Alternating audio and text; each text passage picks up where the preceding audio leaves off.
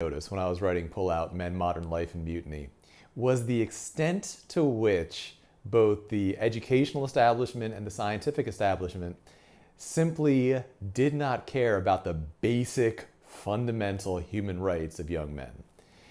And there's a couple things that really, really struck me. The first one was something that involved the National Human Genome Project. One of the concerns that they had when creating this database was that if this database existed, or if this research continued, a large number of young men would discover that they were not the father of the child that they thought the father was.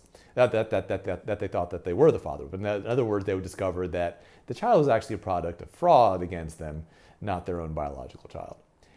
And that to me is very, very eye-opening, because at that point I really had to, face this fact that the scientific establishment was willing to forego important research in order to prevent men from protecting their human rights. And it's absolutely a human right to not be forced to pay for the product of a fraud against him.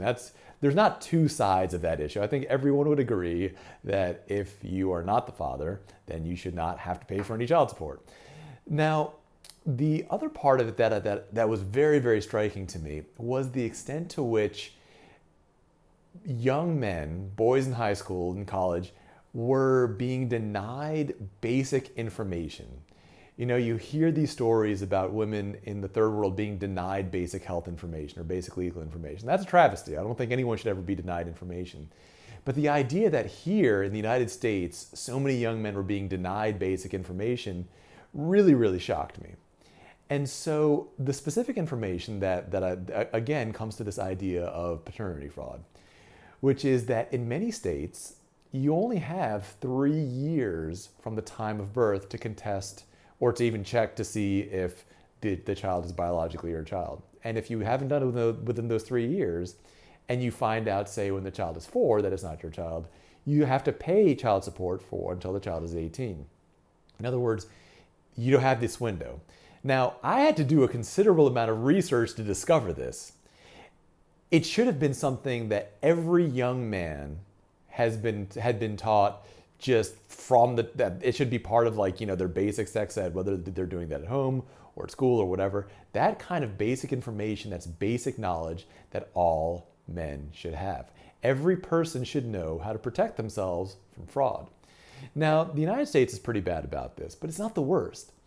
One of the most jarring violations of human rights that I saw in this area came actually from France.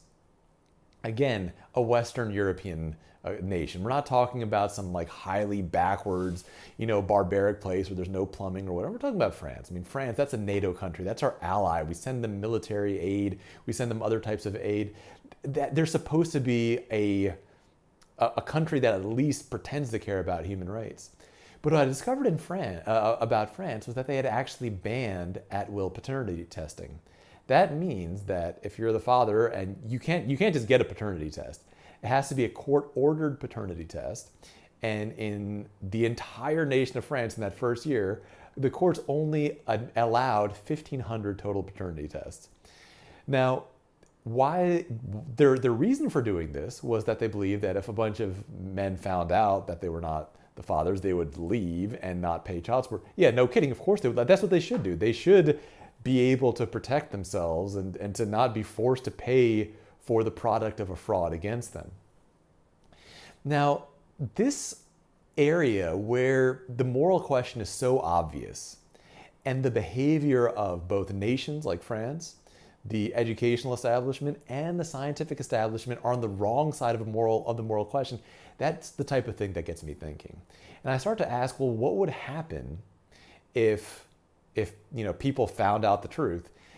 You would have a number of young men realizing they're not the father and then leaving. So there would be some kind of disruption. But even that disruption, I don't believe, is enough of a disruption to cause that many people to be on the wrong side of a moral question, to be willing to force people to pay for the product of a fraud done against them.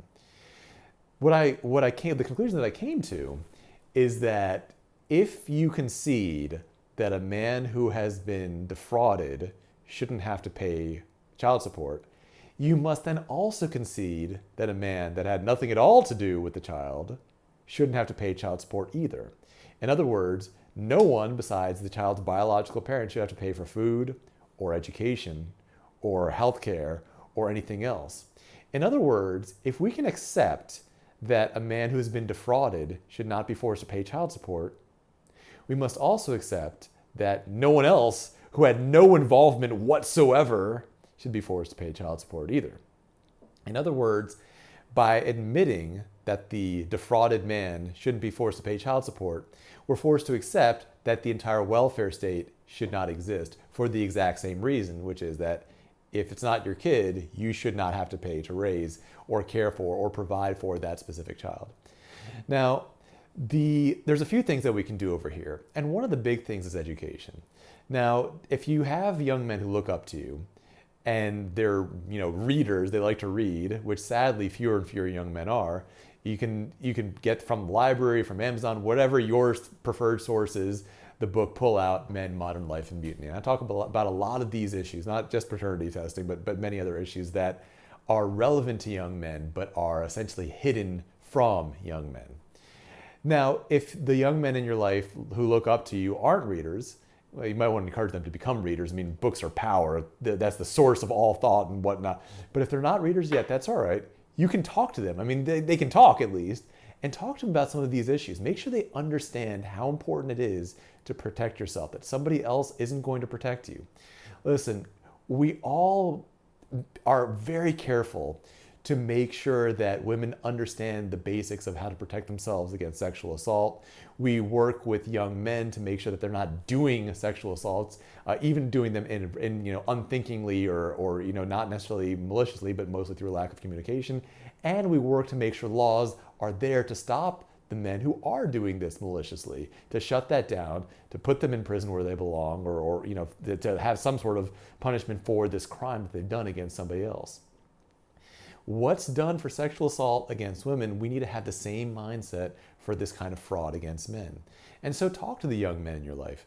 These are difficult questions. I get that these are difficult topics to talk about, and it might be easier to just talk about sports or some related nonsense, but these are important things to talk about. So my request of you is to, through whatever means that works for you, to talk about these things with the young men who look up to you, to make sure that they're protected and make sure that they don't end up being defrauded and forced to pay for the consequences of a fraud done against them.